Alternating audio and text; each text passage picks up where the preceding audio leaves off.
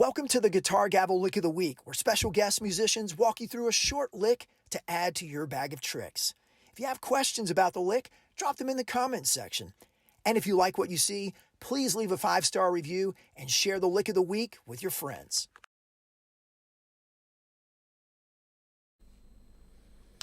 Welcome to another lick of the week.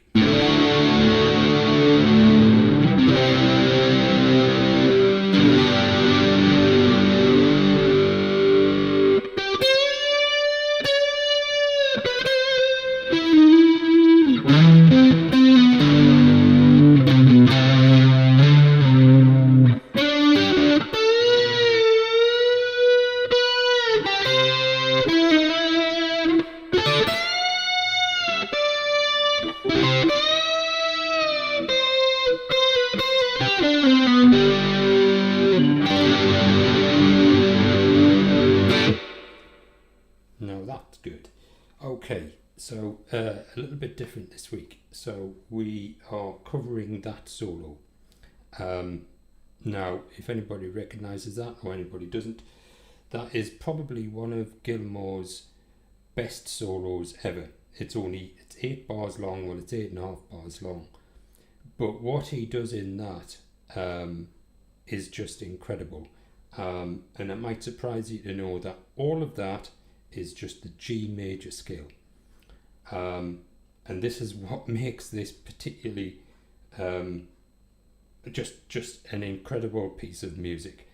So this is from the song Mother, and he plays this solo, and the song's in C and G, and there's only 2 chords in it apart from the O's and the R's, which is D and C. But when he plays this solo, Gilmour's got this inane ability, along with Knopfler, that the solo can just carry the whole song. To be honest, I don't know if you've probably noticed this, you might have noticed this, and it's the same with Gilmour and Knopfler. So when they do a solo, it actually doesn't matter what's happening with the rest of the band. You do not hear it, you just hear the solo. And what that means is that you can actually play Gilmour solos on their own without anything.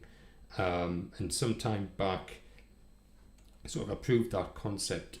So I did a rendition of Shine On You Crazy Diamond on one guitar, the whole lot on one guitar, and I played the keyboard parts, the guitar parts, and just one guitar.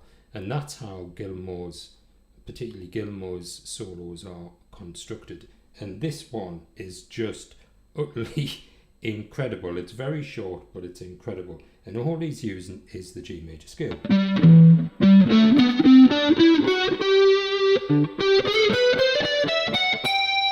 That's all he's using, apart from one point where he augments this scale, and he does what's known as an Ionian sharp 5. So he sharpens the 5th note. So we're going to break this solo down. It's easy to do, but it's how he uses a G major scale in parts of the neck and phrasing, which is just utterly incredible. And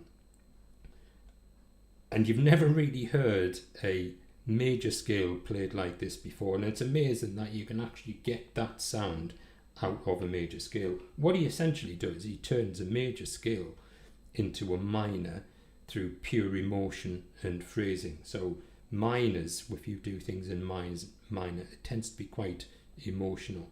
But Gilmour and Knopfler, for that matter, turn majors into minors with emotion from pure phrasing. If you were to use the G major scale and try to find a lick in it, you would probably end up just stuck in those 7-8 notes trying to figure out what to do. But he just does these things, and it's amazing.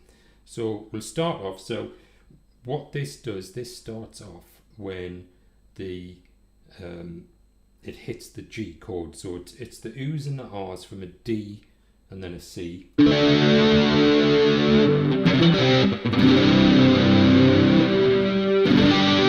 Now when when it hits that, so your G that they use on this song, it's a G with a D, and that's quite important. So as soon as it hits the D, that's when he starts, and he starts with a G on your 12th fret, and then a C, and bends it up straight away to the D.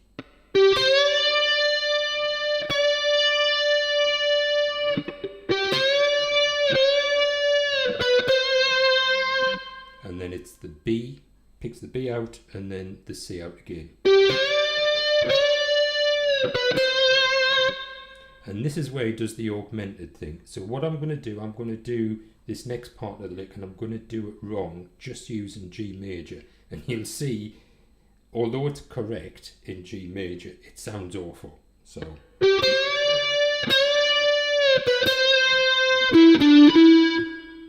I mean, that is actually correct. Now, if I played that augmented note in the scale, it would sound awful. It's like a halfway house between sort of an Ionian and a Phrygian scale, but not quite there. It sounds awful. But this is what gives this thing its emotion. So you are doing the G, the C, and bending, proper bend, up to D, and you take it just above D when you give it that little vibrato. So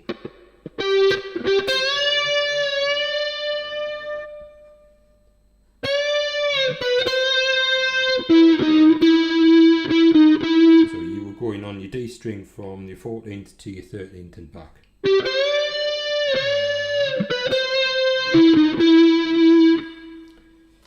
That's your first part. Your second part, how he came up with this, I don't know, but this is just these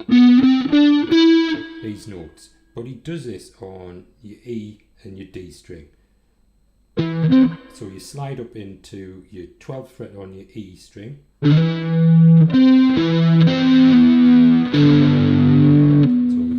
it's sliding the 12th fret on the E string, then you're hitting the 10th on your D string, and then back to the 12th. And then from the D string you're sliding down to the 9th, and then getting your D from your G major chord. And that's what this deep sound is classic Gilmour.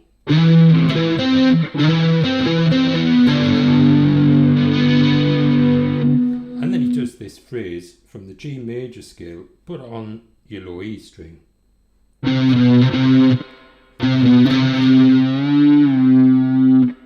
So it's 8th, 7th, 8th, then he bends it up to D and back. So we'll do that up to where we've got to.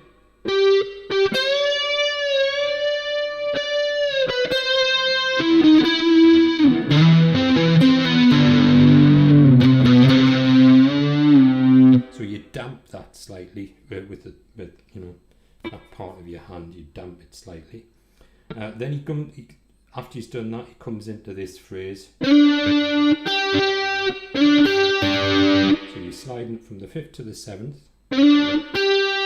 You're picking up the 8th on your G string, 5th to the 7th. And then 8th on your B string, back to the 7th. And then this incredible bend on your D string on your 10th fret.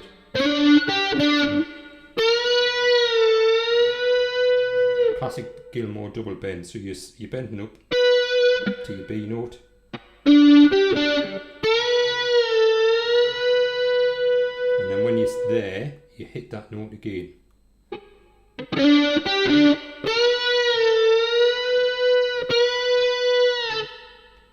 And then your next phrase is the 8th fret on your B and your E string. So.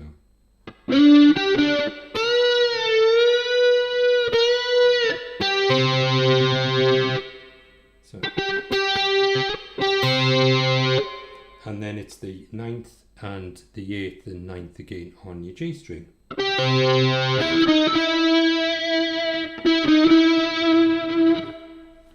And then he goes into this. Now it's not sweep picking. This is a rake. and he's basically doing the D chord of the U and the R using the G major scale. So what he's playing is this. So he's doing.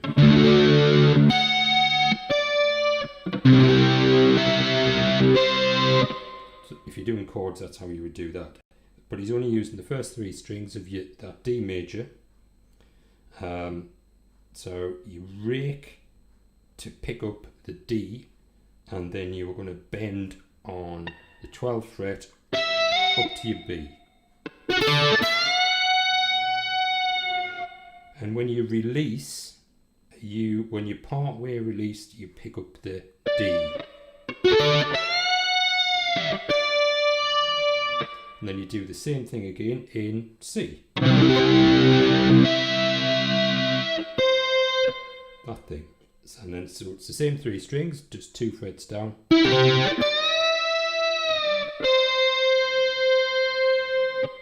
And then we're into the last part of it, and this is probably the best resolution I've heard in my life. So how he starts this right up there at the register in high D, and then he resolves this, but this is the best resolution I've heard ever.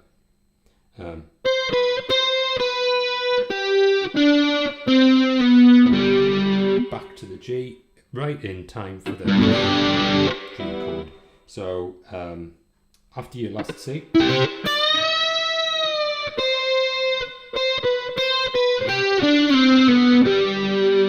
so what you're doing there is 7 and 8 on the your E string twice, and then 8th on your B string, 7th on your G string, 5th on your G string, 4th on your G string, and then hit the octave G on the D string on the 5th fret.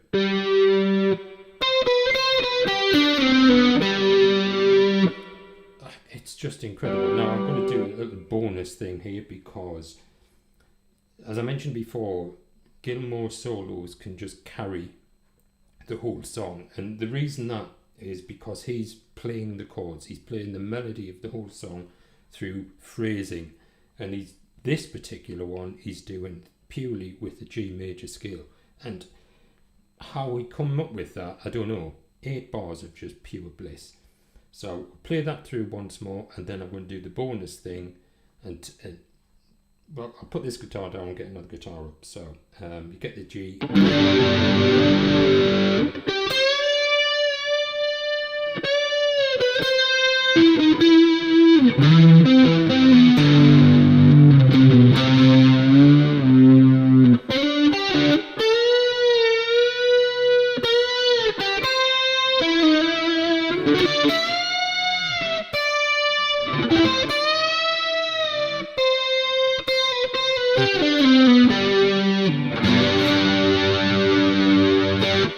Isn't that so sweet? Right, so bonus material time. Bear with this.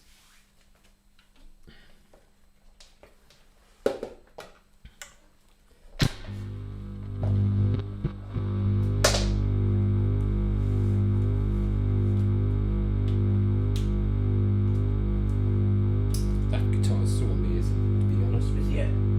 So,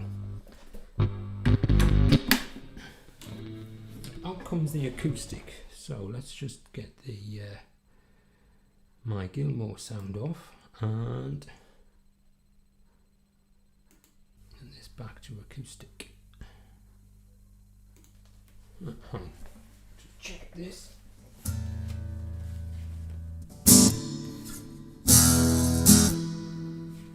Okay, so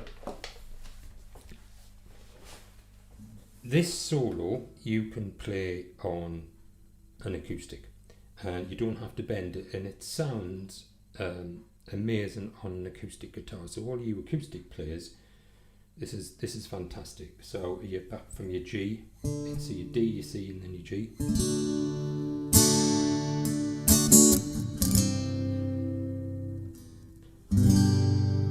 G, and it's the same thing except you are not bending. Now, if you've got good intonation, what you might get here, and this is quite good if it works, but you need really good intonation. When you slide up from your C to your D, you should get a sympathy note of your G, should give you a sympathy note. There we go. And you get a sympathy note. It's nice. So.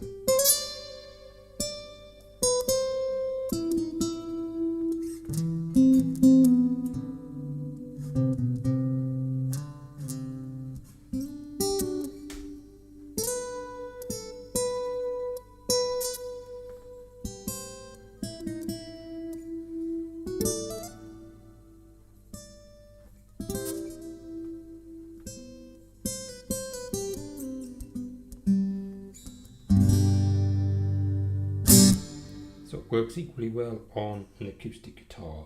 So that is the magic of David Gilmour. It's probably David Gilmour's best ever solo, which often gets ignored because it's not your epic solos, you know, Comfortably Numb and things.